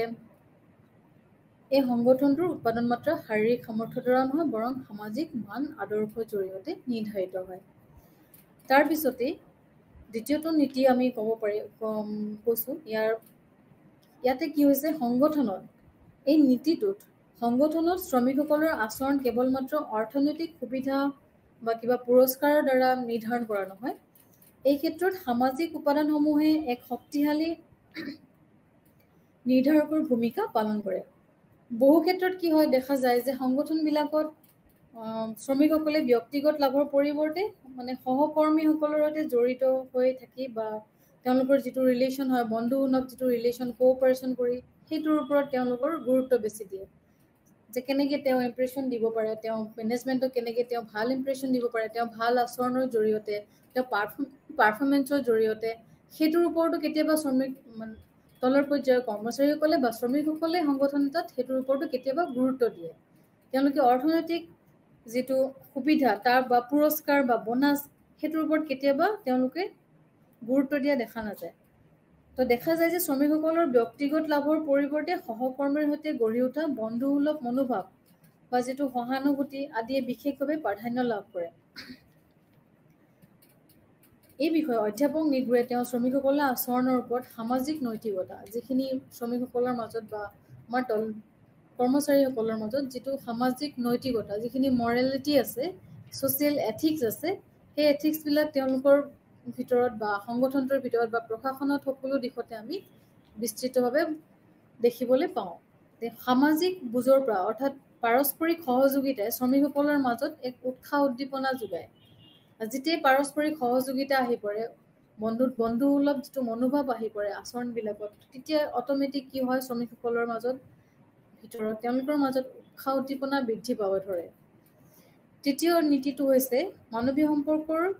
দৃষ্টিকোণৰ তৃতীয়টো নীতি হৈছে মানৱীয় সম্পৰ্কৰ যিটো সংগঠন এই সংগঠনবিলাকত শ্ৰমিকসকলৰ দৃষ্টিভংগী তথা প্ৰতিক্ৰিয়াশীল আচৰণ ব্যক্তিগতভাৱে নহয় তেওঁ কেতিয়াবা শ্ৰমিকসকলে তেওঁলোকে ব্যক্তিগতভাৱে কিছুমান প্ৰতিক্ৰিয়া প্ৰদৰ্শন নকৰে কেতিয়াও প্ৰদৰ্শন নকৰে বৰং সংঘবদ্ধ হৈ প্ৰতিষ্ঠিত হয় শ্ৰমিকসকলৰ মাজত যেতিয়া এই ইউনিয়ন হ'ব ধৰিলে তেওঁলোকৰ কিছুমান সংগঠন তেওঁলোকৰ মাজতে কিছুমান ট্ৰেড ইউনিয়ন হ'ব ধৰিলে সৃষ্টি হ'ব ধৰিলে ইউনিটি হ'ব ধৰিলে ইউনিয়ন হ'ব ধৰিলে তো তেওঁলোকে নিজস্বভাৱে নিজস্ব ব্যক্তিগত এটা তেওঁলোকে যিখিনি দৃষ্টিভংগীৰ প্ৰতিক্ৰিয়াশীল আচৰণ এটা দেখুৱাব নোৱাৰে তেওঁলোকে লগ হৈ একেলগে মিলি সংঘবদ্ধ হৈ এটা প্ৰতিষ্ঠিত হয় হাউথন এক্সপেৰিমেণ্ট সেই হাউথন এক্সপেৰিমেণ্টত কাৰখানাত যিটো উৎপাদনৰ মাত্ৰা তাত কি হয় শ্ৰমিকসকলে ব্যক্তিগতভাৱে সিদ্ধান্ত লোৱাৰ বিপৰীতে তেওঁলোকে সকলোৱে সংঘবদ্ধ হৈ একেলগে এটা ডিচিজন লয় থিৰাং কৰে যে আমি এনেকুৱা ধৰণৰ এটা বিচাৰিছোঁ সুবিধা বিচাৰিছোঁ গতিকে আমি মেনেজমেণ্টক ক'ম বা আমি আমাৰ ওপৰ পৰ্যায়ক আমি এইটো আলোচনা কৰিম তেনেকুৱা ধৰণৰ এটা মনোভাৱ তেওঁলোকৰ মাজত সদায় বৃদ্ধি পাইছিলে আৰু তেওঁলোকে সেইটো সংঘবদ্ধভাৱে থিৰাং কৰিছিলে যে আমি এইটো কৰিম আমি সকলোৱে মিলি এনেধৰণে কৰিম এই উৎপাদনকৃত সামগ্ৰীৰ পৰিমাণ বৃদ্ধি হ'লে যিদৰে কাৰখানাত শ্ৰমিকৰ সংখ্যা হ্ৰাস কৰা হ'ব বুলি কেতিয়াবা কোৱা হয় বা কেতিয়াবা তেওঁলোকে এনেধৰণৰ আকাংক্ষা কৰি উৎপাদনৰ এক সাধাৰণ মাত্ৰা ঠিক কৰাৰ উদ্দেশ্যৰে শ্ৰমিকসকলে নিজৰ কৰ্মৰ নিৰাপত্তাৰ বাবে আৱশ্যকীয় এক নিৰ্দিষ্ট পৰিমাণতে উৎপাদন সীমিত ৰখাৰ বাবে সামূহিক সিদ্ধান্ত গ্ৰহণ কৰা পৰিলক্ষিত হৈছে তদুপৰি শ্ৰমিকসকলে সংঘবদ্ধভাৱে লোৱা এনে সিদ্ধান্ত মতে ব্যৱস্থাপনাৰ দৃষ্টিগোচৰ নহয় মানে মেনেজমেণ্টে তেওঁলোকৰ এইবিলাকৰ ওপৰত দৃষ্টিগোচৰ নহয় তাৰ প্ৰতিও শ্ৰমিকসকলে যথোচিত ব্যৱস্থা গ্ৰহণ কৰিছিল এনে গোপনীয়তা ৰক্ষা কৰাটো শ্ৰমিকসকলৰ এক সামূহিক সিদ্ধান্ত। তেওঁলোকে কিছুমান ক্ষেত্ৰত কি হয়, তেওঁলোকৰ কৰ্মৰ ওপৰত কেতিয়াবা নিৰাপত্তা নাথাকে যে আমাৰ যিখিনি কাম কৰি আছো আমি কালি সেই কাম আমাক নিদিব পাৰে, শ্ৰমিকসকলক গুচাই দিব পাৰে, উৎপাদন হাৰ যদি বৃদ্ধি পায় শ্ৰমিকৰ পৰিমাণ কমাই দিব পাৰে। তেনেকুৱা ধৰণৰ এটা কিছুমান বস্তু তেওঁলোকে নিজৰ ভিতৰতে আলোচনা কৰে আৰু তেওঁলোকৰ ভিতৰতে আবদ্ধ থৈ মেনেজমেণ্টক সেই বিষয়ে তেওঁলোকে কেতিয়াও অৱগত নকৰে। চ' কি হয়, এনে মানৱীয় সম্পৰ্ক তত্ত্বৰ পোষকতা কৰে য'ত শ্ৰমিকসকলে সংঘবদ্ধ চেতনাৰ বিষয়টো দৃষ্টি নিক্ষেপ কৰিছিল। এই সংঘবদ্ধ যিটো চেতনা, এইটো এটা গুৰুত্বপূৰ্ণ বস্তু এটা সংগঠনত। তাৰপিছতে চতুৰ্থতে আমি যিটো নীতি ক'ব বিচাৰিছোঁ সেইটো হৈছে মানৱীয় সম্পৰ্ক তত্ত্বৰ প্ৰবক্তা এলটন মেয়ই এই সামাজিক যিটো পুৰস্কাৰ, সামাজিক স্বীকৃতি, ছ'চিয়েল ষ্টেটাছ, শ্ৰমিকসকলক যিটো কৰ্মোদ্যম বৃদ্ধি কৰে, তাৰোপৰি শ্ৰমিকসকলে কৰ্মস্থলীত যিটো সহকৰ্মীসকলৰ পৰা লাভ কৰা সা সুবিধা বা ব্যৱহাৰ বা সহানুভূতি বা সহকৰ্মী মনোভাৱৰ শ্ৰমিকসকলৰ কৰ্মদক্ষতা বৃদ্ধিত অনুপ্ৰেৰণা যোগায়। তেওঁলোকৰ সেই কৰ্মস্থলীত যিটো ছ'চিয়েল ষ্টেটাছ পায়, শ্ৰমিকসকলৰ কৰ্মোদ্যম বৃদ্ধি পায়, ঠিক সেইদৰে তেওঁলোকে আন কৰ্মীসকলৰ পৰা যিদৰে সহানুভূতি পায় বা এটা সহমৰ্মিতা মনোভাৱ তেওঁলোকৰ আদান প্ৰদান হয় তেওঁলোকৰ মাজত, এইবিলাকে তেওঁলোকৰ কাৰ্যদক্ষতা সদায় বৃদ্ধি কৰে আৰু কাৰ্যদক্ষতা বৃদ্ধিত অনুপ্ৰেৰণা যোগায়। সেইদৰে শ্ৰমিকসকলৰ সংগঠনৰ প্ৰতিটো গঢ়ি তোলাত আনুগত্যশীলভাৱে বা অনুগত্যমূলকভাৱে যিটো মনোভাৱ তেওঁলোকে কৰ্মোদ্যম বৃদ্ধি কৰাত প্ৰেৰণা যোগায়। একেদৰে শ্ৰমিকসকলে প্ৰদান কৰা বেতন বা অন্যান্য সা সুবিধাবিলাকৰ ওপৰত উৎপাদন বৃদ্ধিত এই সংগঠনবিলাকে এই সন্দৰ্ভত বিভিন্ন ধৰণে তেওঁলোকৰ শ্ৰমিকসকলৰ মাজত এটা সৌহাৰ্দ্যপূৰ্ণ পৰিৱেশ আৰু এটা সৌহাৰ্দ্যপূৰ্ণ মানসিকতা তেওঁলোকক প্ৰভাৱ কৰে। প্ৰতিজন শ্ৰমিকে একোজন সামাজিক ব্যক্তি। আমি যিহেতু জানো যে প্ৰতিজন শ্ৰমিকেই এজন সামাজিক ব্যক্তি আৰু গতিকে সামাজিক ব্যক্তি হিচাপে কোনো ব্যক্তিয়ে সামাজিক পৰিৱেশৰ পৰা নিলগত থাকি কোনো ধৰণৰ সমাজৰ পৰা নিলগত থাকি বা সামাজিক পৰিৱেশৰ পৰা আঁতৰত থাকি কোনো ধৰণৰ উৎপাদনী কামত বা উৎপাদনশীল কামত নিয়োগ হোৱাটো কোনো পধ্যেই কি হয় সম্ভৱপৰ নহয়। কেতিয়াও সম্ভৱপৰ নহয় তেওঁ যদি সমাজৰ বাহিৰত থাকি কৰে বা সমাজৰ নিলগত থাকি কোনো ধৰণৰ উৎপাদনশীল কাম কৰিব নোৱাৰে। তাৰপিছতে আহিলে মানৱীয় সম্পৰ্কৰ যিবিলাক তত্ত্ব আছে সেই তত্ত্ববিদসকলৰ মতে আমাৰ হিউমেন ৰিলেশ্যন এপ্ৰ'চৰ যিবিলাক চাইণ্টিষ্ট আছে তেওঁলোকৰ মতে গণতান্ত্ৰিক প্ৰশাসন ব্যৱস্থাৰ দ্বাৰা সংগঠনৰ উৎপাদনশীলতা বৃদ্ধি হয় বুলি হাউথৰ্ন পৰীক্ষাই প্ৰমাণ কৰিছিল। যিটো আমাৰ হাউথৰ্ন এক্সপেৰিমেণ্ট, সেই হাউথৰ্ন এক্সপেৰিমেণ্টত কি কৰা হৈছিল, সংগঠনৰ উৎপাদনশীলতা বৃদ্ধি হয় য'ত গণতান্ত্ৰিক প্ৰশাসন থাকে। গণতান্ত্ৰিক য'ত সকলোৰে সমান অধিকাৰ থাকে, যিটো আমাৰ গণতন্ত্ৰৰ যিখিনি চিষ্টেম, সেই চিষ্টেমবিলাক যাতে প্ৰতিটো সংগঠনত পৰিলক্ষিত হয়, সকলোকে সমান মৰ্যাদা দিয়া হয়, তেনেধৰণৰ দৃষ্টিকোণ ইয়াতে আমি দেখিবলৈ পাওঁ। অধ্যাপক হাউথৰ্ন এক্সপেৰিমেণ্টতো ইয়াকেই বিশেষভাৱে উল্লেখ কৰা হৈছে। মানৱীয় সম্পৰ্ক তত্ত্বত তেওঁৰ মতে অধিক তদাৰকী আৰু তত্ত্বাৱধানে শ্ৰমিকসকলক স্বনিৰ্ভৰ আৰু আত্মবিশ্বাসী হোৱাত প্ৰতিবন্ধক আৰোপ কৰে। ইয়াৰ পৰিৱৰ্তে এক স্বাধীনচিতীয়া বাতাবৰণ, শ্ৰমিকসকলৰ যিবিলাক কাম কৰাৰ যিবিলাক সুযোগ, এটা ফ্ৰীডম, এটা তেওঁলোকৰ পৰিৱেশ, কাম কৰাৰ যিটো ফ্ৰীডম বা পৰিৱেশ, সেই পৰিৱেশত তেওঁলোকে অধিক সুযোগ সুবিধা লাভ কৰিলেহে শ্ৰমিকসকলে উৎপাদন মাত্ৰা বৃদ্ধি পাব। স্বাধীনচিতীয়া বাতাবৰণ যেতিয়া হ'ব তেতিয়া অট'মেটিক উৎপাদন আমাৰ বৃদ্ধি পাব। সেনেধৰণৰ এটা নীতি এই মানৱীয় সম্পৰ্ক তত্ত্বত বিশেষভাৱে গুৰুত্ব দিয়া হৈছে। মানৱীয় সম্পৰ্ক তত্ত্বত শেষৰ আৰু এটা নীতি আমি ক'ব ধৰিছোঁ। এই নীতিমতে কি হৈছিলে, সংঘবদ্ধ আচৰণ কিছুমান তেওঁলোকৰ মাজত আমি দেখিবলৈ পাইছিলোঁ বা সামাজিক মান প্ৰতিষ্ঠাকৰণৰ ক্ষেত্ৰত এই নেতৃত্বই এক নিৰ্ণায়ক ভূমিকা গ্ৰহণ কৰিছিলে। এই নেতৃত্বক অধিক ফলপ্ৰসূ কৰি তুলিবলৈ হ'লে শ্ৰমিকসকলৰ মাজত গঢ়ি উঠা বিভিন্ন গোষ্ঠীৰ নেতৃবৃন্দৰ সৈতে সংগঠনটোৰ পৰিচালক মণ্ডলীয়ে এক সৌহাৰ্দ্যপূৰ্ণ সম্পৰ্ক গঢ়ি তুলি তেওঁলোকক কি হৈছিলে, সংগঠনটোৰ যিবিলাক লক্ষ্য আৰু উদ্দেশ্যৰাজি সম্পৰ্কে এক সুস্পষ্ট ধাৰণা প্ৰদান কৰিছিল। আৰু এনেদৰে শ্ৰমিকসকলে কি কৰিছিলে তেওঁলোকৰ যিবিলাক ব্যৱস্থাপনা মণ্ডলী যিবিলাক মেনেজমেণ্টৰ আৰু বেলেগ বেলেগ তেওঁলোকৰ ছিষ্টেম আছিলে তাৰ মাজত এটা ব্যৱধান একেবাৰে ন্যূনতম কৰিবলৈ মানে কৌশলগতভাৱে প্ৰচেষ্টা হাতত লৈছে যে কেনেদৰে আমি মেনেজমেণ্টৰ লগত টাই আপ হ'ব পাৰোঁ তাৰ বাবে তেওঁলোকে বিভিন্ন ধৰণৰ কৌশল তৈয়াৰ কৰিছিলে আৰু এক নিৰবিচ্ছিন্ন যুগসূত্ৰ স্থাপন হোৱাৰ অৱকাশ তেওঁলোকে লৈছিলে এনেদৰে সংগঠন ব্যৱস্থাপনাৰ মাজত যিটো ব্যৱধান তেওঁলোকে কম কৰিব ব্যৱস্থাপনা মেনেজমেণ্ট আৰু কৰ্মচাৰীসকলৰ যিটো তেওঁলোকৰ সম্পৰ্ক সেই সম্পৰ্কত তেওঁলোকে ব্যৱধানটো একেবাৰে কম কৰিব বিচাৰিছিলে আৰু সেইবিলাকৰ বাবে তেওঁলোকৰ মাজত কিছুমান গোট সৃষ্টি হৈছিলে গোট সৃষ্টিবিলাকত তেওঁলোকৰ কিছুমান নেতাৰ সৃষ্টি হৈছিলে তাৰে মাজত এজন লিডাৰ আছিলে সেই লিডাৰজনে যোগসূত্ৰ হিচাপে মেনেজমেণ্টক সকলো ইনফৰমেশ্যন দিছিলে আৰু মেনেজমেণ্টৰ ইনফৰমেশ্যনখিনিও তেওঁলোকে কৰ্মচাৰীলৈ প্ৰচাৰ কৰিছিলে তো কৌশলগতভাৱে তেওঁলোকে কামবিলাক কৰিছিলে আৰু সংগঠনটোত কি হৈছিলে নিৰ্ধাৰিত কিছুমান লক্ষ্য উদ্দেশ্য আৰু ফলৱৰ্তী কিছুমান তেওঁলোকে আশা আকাংক্ষা তেওঁলোকে হাতত লৈছিলে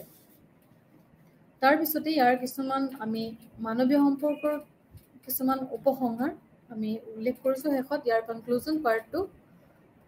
এই গোটটোত কি হৈছিলে আমি মানৱীয় সম্পৰ্কৰ দৃষ্টিভংগীৰ উৎপত্তিৰ বিষয়ে গোটেইখিনি আমাৰ পাঠ্যপুথিত পাম এলটন মেয়ৰে সকলো পৰীক্ষা নিৰীক্ষা কৰিছিল যে মানৱ সম্পৰ্কীয় যিটো দৃষ্টিভংগী তেওঁৰ অৱদানটো মানে কেতিয়াবা মূল্যাংকন কৰা হৈছিল বিভিন্ন ধৰণে তেওঁলোকক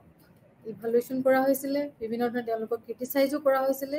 আৰু হাৰ্টফৰ্ড অধ্যয়নৰ পৰা এলটন মেয়ৰৰ দ্বাৰা সিদ্ধান্তবোৰে ঔদ্যোগিক উৎপাদনশীলতাত অৰিহণা যোগোৱাত এক বিশেষভাৱে ব্যৱস্থাপনাশৈলীৰ উদ্ভৱ চিহ্নিত কৰিছিলে আন্তঃব্যক্তিগত দক্ষতাবোৰ আৰু আৰ্থিক উদগনিৰ দৰে গুৰুত্বপূৰ্ণ তেওঁলোকে অধিক মানৱতাবাদী দৃষ্টিভংগীৰ ওপৰত গুৰুত্ব দিছিলে আৰু বৰ্তমান সময়তো আমি বহুজাতিক যিবিলাক কোম্পানী দেখিছোঁ তাৰ দলৰ কাম আজি ইনচেণ্টিভ গোটৰ কাম ধাৰণা আদি সংগঠনবোৰৰ ওপৰত ইতিবাচক এক প্ৰভাৱ পেলাইছিলে এই সাংগঠনিক কামৰ ওপৰত বৰ্তমান সম্ভাৱ্যতে মানুহৰ প্ৰয়োজনীয়তা আৰু মূল্যবোধৰ গুৰুত্ব আৰু সংগঠনৰ লক্ষ্যৰ সৈতে তেওঁলোকৰ একত্ৰীকৰণৰ ওপৰত বিশেষভাৱে গুৰুত্ব দিছিল